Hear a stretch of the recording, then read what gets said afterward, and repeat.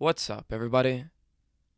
Brothers, sisters, psychonauts, and seekers of truth. It is Ananka, and welcome to my bazaar. Today, I have a DMT trip report for you.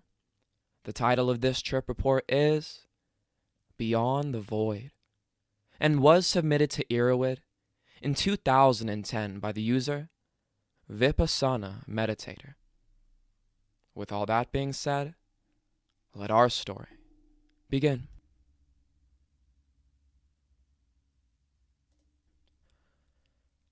I am always interested to know of a user's background before reading about his experience, so I shall briefly give mine. I am educated to postgraduate level and have a higher professional background. Around 3 years ago, I began to study Buddhism and went on a number of retreats, including a Vipassana retreat. The insight from Vipassana showed me that the division between what is a drug and what is not is arbitrary and flawed. Since all experience has the capacity to lead to attachment and or aversion, and since all experience is generally perceived as pleasant or unpleasant due to a physical sensation coupled with a change in neurotransmitter levels, all experience in the physical world has a similar action to drugs. It would be completely wrong to say that Vipassana led me to drugs. Rather, it showed me that my prior reasons for not experimenting with drugs were unfounded. One reason was fear of my own reactions. What I realized, following Vipassana, was that I need not fear my difficult drug experiences, as I would be able to observe the drug's effects rather than acting out the script that the drug has written. The other reason was that drugs are not real. A drug experience may not be real, in that it is transient and impermanent, but it is no less real than any other daily experience. Up to my completion of this retreat, the drugs I took were limited to alcohol and tobacco. I had tried hashish a few times and cocaine once, and was quite unimpressed with both, so felt no desire to experiment with them further. Put another way, I couldn't see what all the fuss was about. Shortly after completing Vipassana, I had my first experience with MDMA, and since then I have also experimented with MDEA, marijuana, LSD, amphetamine, nitrous oxide, methamphetamine, ketamine, psilocybin mushrooms, and salvia divinorum, and combinations of all the above. Of all of these drugs, I have taken MDMA and LSD most frequently, at least 2 or 3 times per month, and often more regularly. I occasionally smoke tobacco. I take caffeinated drinks in moderation, and rarely drink alcohol. In the light of the foregoing, I think it is fair to say I have had broad experience with recreational drugs. I have never had a bad trip, even when I have taken doses of LSD that could be described as heroic. With all this, I think the most important thing I can say about DMT is that no amount or combination of drugs and no amount of description could ever have prepared me for how completely mind-blowing this substance is. DMT divides the brain by 0, which is impossible except with DMT. I prepared a bed of ashes in a bong by burning some tobacco. I then compacted the ashes and put a small amount of pure DMT salt on top of the ashes. I held the flame to the salt as I inhaled, making sure all of it is vaporized. I held in the smoke for around 10 seconds. There was some smoke left in the bong. As I breathed out the smoke I had inhaled, the effects of the drug had already overwhelmed my ability to move. I expected this, so I put down the bong. I sat back in the couch as there was nothing else I could do. Physically, I was very aware of my body. It felt enormous, but also it seemed as if my sense of touch extended into my surroundings. Everything shook and shimmered, and suddenly the visuals became something that can only be described as high tech. Colors shone with brightness that I had never seen. High-tech shapes that suggested intelligent design flowed over the view of everything. But unlike the phosphenes I could see with LSD, which seem as if they are coming from behind my eye, this imagery was in front of me. I was witnessing something external to my body rather than through a filter. As I turned my head, all images from different points of view combined. Past, present, and future, maybe 10 seconds each way. By layer upon layer of translucent images, pulsating and animated with an intelligence that defies verbal description. Even though all colors were amplified and vivid, I noticed that there was a great deal of translucent gold and neon green colors in all of my field of vision, but again, this seemed like something I was looking at, rather than tinted glasses over my eyes. I felt a presence, very powerful. Some have described this presence as their former self, as in from the prior moment, and that perceiving the former self as another being, which, in a way it is the explanation for this presence. I did feel this echo of myself. The self, or what we think of it as being, is of course transient and impermanent. But there was definitely something else. It seemed as if hundreds, thousands, perhaps millions of beings were present, all in a hive of communication. I was aware of them, but I cannot say for certain whether they were aware of me. The intensity of everything was, in a sense, terrifying. I wasn't really scared of anything, if only because I knew that nobody has ever, at least according to any reliable source, died from smoking DMT. If I didn't know this, I might have been worried. But since I am always well informed of the medical effects of a drug before taking it, I am never worried.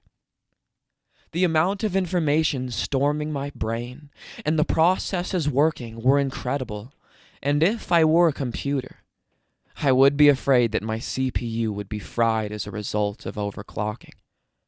So much was happening that I might never be able to make sense of it. My initial, split-second neurotic reaction to the intensity was a predictable, "I'm never doing this again." However, I knew that such thoughts always pass if I allow them to just pass, rather than clinging to them or trying to push it away. The thought arises by itself, without my input. It will leave of its own volition. I find this easy to do because I meditate. Furthermore, I recall that my first reaction to salvia was similar and passed, giving way to something amazing and enlightening. I saw no reason for that not to happen with DMT. Audio was interesting. The music that was playing was both amplified and quieter all at once, which, again, is impossible, except with DMT. There was a slight drop in pitch and tempo, oscillating up sometimes. Everything echoed as if the same sound came from different sources, near and far. Other sounds were also heard. I still have no idea what they were, but I certainly did not find them objectionable. The visions I had pulsated in time to the music that was playing, although I only realized that this had happened on retrospect. Taste and smell were best not paid too much attention, if only because of the disgusting, caustic taste of the DMT smoke and its matching smell. So much is happening that it would be great shame to allow it to detract from the experience. Like the slight nausea that can follow ingestion of psilocybin mushrooms, it really is a very small price to pay, and I am grateful for the experience rather than whining like a small child over a mildly uncomfortable side effect. A few times I did cough, not repeatedly, but one loud cough at a time. This acted as a release of some built-up energy. Not so much release of tension, but more release of an arrow from a bow, clearly directed. But also amplified the experience, and it felt as if my lungs shook the entire universe. A most powerful sensation. As for breathing generally, I took deliberately deep breaths, if only to make sure I was breathing.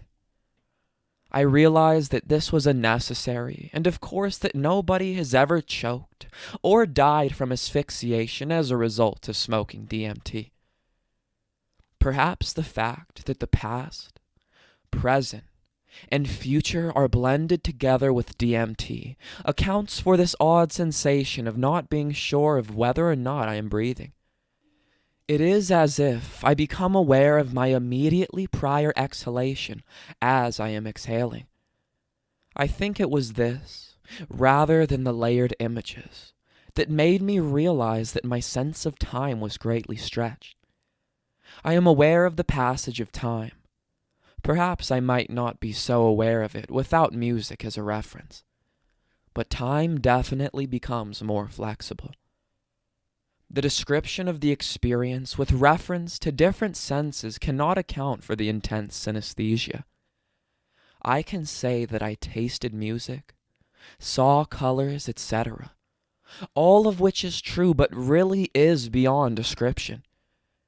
During the peak effects, which lasted all of 5 to 10 minutes but felt like forever and never, all I could do was lie back into my chair and let things happen. I did not try to move much, and was probably not capable of doing so. Once the peak visual effects subsided a little, I laughed inwardly for a minute before deciding to stand up and walk around.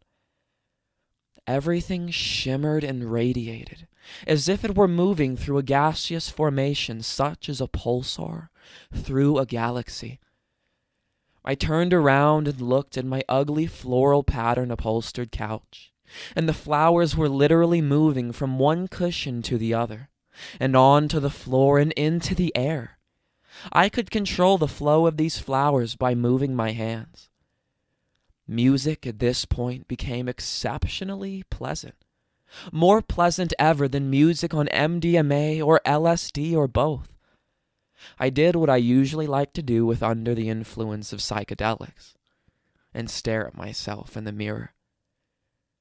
I had a divine glow, but what I find most remarkable was that I didn't look like I was on drugs. With all other drugs, I will have a certain look that those who do not use drugs might not detect, but I will notice. With DMT, this was not the case. As visuals died away, a strong euphoria lingered. I shivered and clung to the wall, my body pulsating with bliss.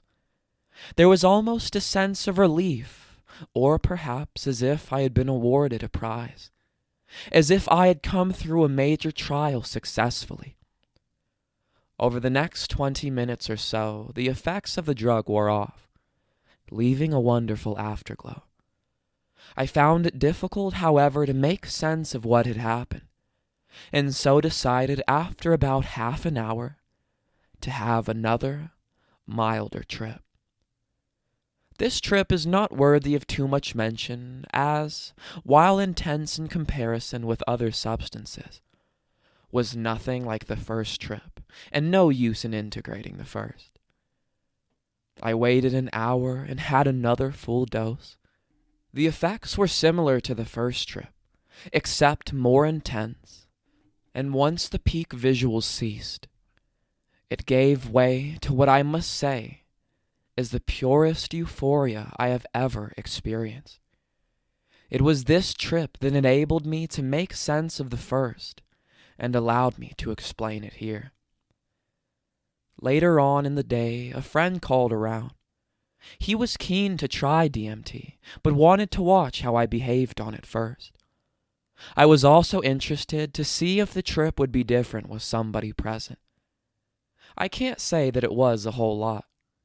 His face looked very warm and friendly. He is very warm and friendly, so that was hardly surprising. But he didn't fit in the alternative universe I was seeing. I had more of a sensation of flying this time than the previous 3 times.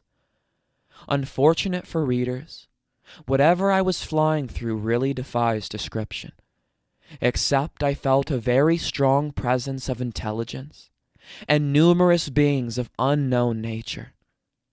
As I was coming to, my friend took a dose. He seemed very shocked by the effects of the drug, and as he came to, he said that he would probably not take DMT again. Not because it was bad, but simply too weird. Interestingly, he found the music playing, and the few words I spoke nothing significant. Very raw and almost grating. Like myself, he practices Vipassana, and said that he had not been on a Vipassana retreat. The experience would have been disastrous and would have scared him. Predictably, 15 minutes after saying this, he said he would definitely have to try DMT again. He noted that he felt a calm like he had never felt. I asked him if this was like a system reset, or perhaps a clean installation of a new operating system, and he agreed. I expected that this might be his reaction, similar to the reaction of most people I have seen taking salvia for the first time. Terror or near terror, followed by a great joy and a desire to repeat the experience. The next day, in the evening, I took another dose. I asked my wife, who was not taking DMT or any substances, if she would try to interact with me or at least observe while I was under the influence. I wasn't really able to communicate with her, but what I noticed is that the beings I encountered had similar features to her. By features, I do not necessarily mean physical features. All I noted was that she belonged among the beings whose presence I felt.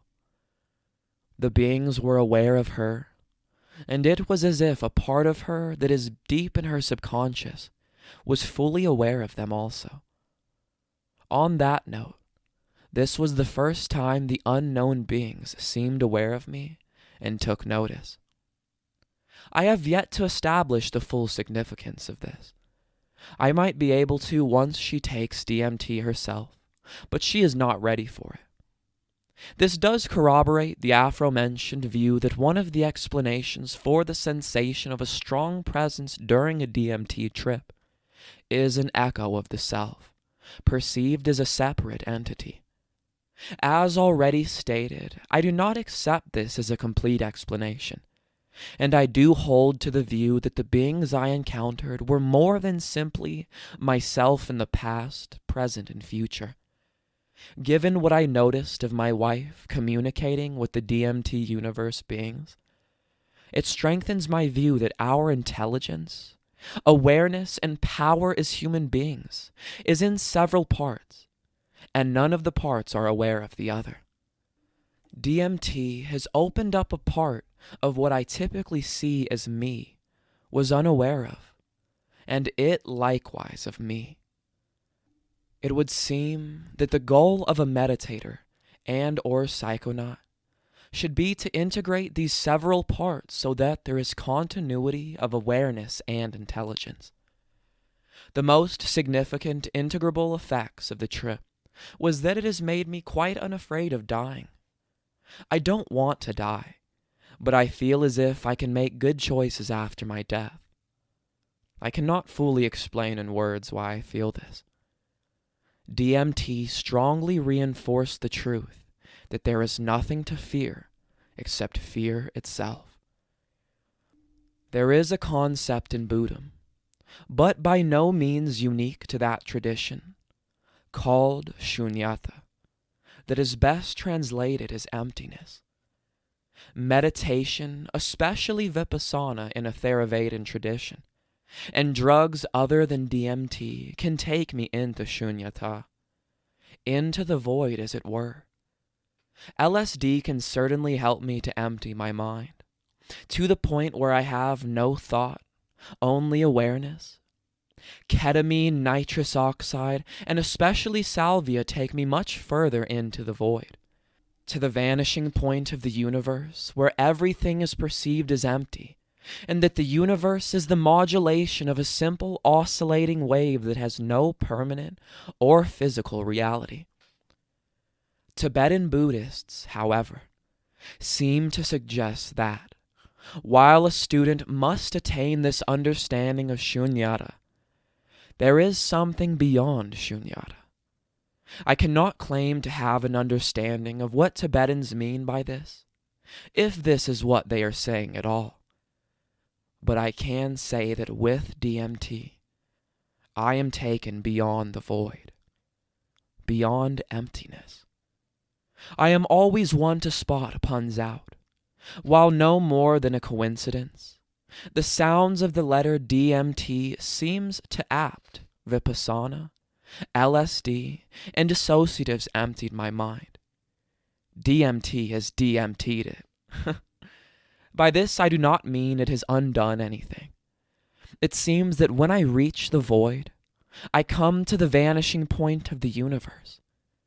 DMT allows me to push beyond this vanishing point, allowing me to see another universe that actually coexists with this one and is right under our noses.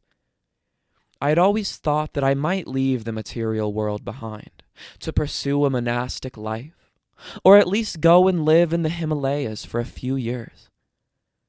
Having had DMT, I no longer consider this necessary, as there is nothing to leave, and wherever I go in this world would not take me further to the new truth I have seen, which is right under our noses, wherever we go. Of all the effects of DMT, this is so far the most liberating. Subtle flashbacks have followed. I have experienced several in the past few days, not at all difficult, unpleasant, distracting, or overwhelming, which for me have helped significantly with integration. I want to take the experience of DMT further by undergoing a full ayahuasca ritual, so I am certain that this will make the experience easier to integrate. The reason DMT is so difficult to make sense of is of course because it hits you out of nowhere and vanishes just as quickly. Until such time as I have had the opportunity to take part in an ayahuasca ritual, I intend to slowly experiment with combining DMT with other substances, especially LSD and MDMA, and perhaps, in time, with dissociatives. I expect that I will take a long time to do this, as it is certainly not something to be rushed into. DMT is, by a long shot, the most powerful drug, at least as far as the mind is concerned, that I have tried. Indeed, the power of all other drugs combined is completely insignificant compared to the power of DMT.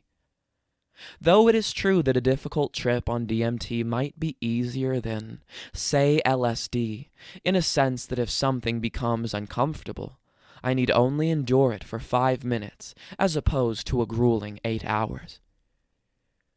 I shall close by saluting the first shamans who discovered DMT-containing plants and dared to experiment and voyage into the unknown.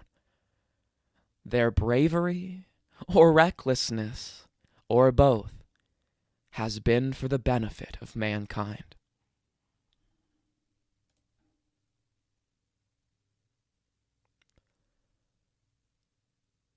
All right, everybody. That is the end of our story. If you enjoyed it, don't forget to like, share, subscribe. Share with us your DMT experiences down in the comments below. Check out the other videos and playlists on my channel.